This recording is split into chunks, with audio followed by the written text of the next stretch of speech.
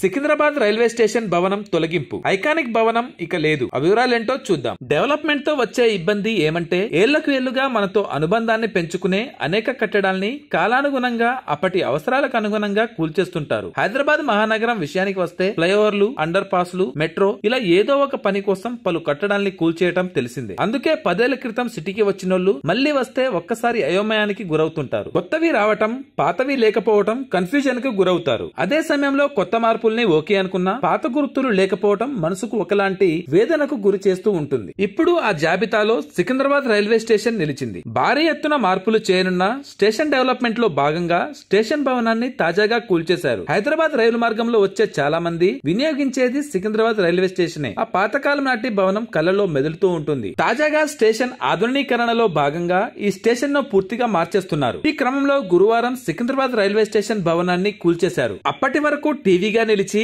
ఎంతో మందికి సుపరిచితమైన సదరు ఐకానిక్ భవనం గంటల వ్యవధిలో రాళ్ల కుప్పలా మారింది. మరో ఏడాది వ్యవధిలో కొత్త భవనాలు రానున్నప్పటికీ ఇప్పటికైతే అక్కడ ఏమీ లేదు. దశాబ్దాల తరబడి అనుబంధం ఉన్న సికింద్రాబాద్ రైల్వే స్టేషన్ ఐకానిక్ భవనం ఇప్పుడు మనోపలకం మీదనే తప్పించి భౌతికంగా కనిపించదంతే. Thanks for watching.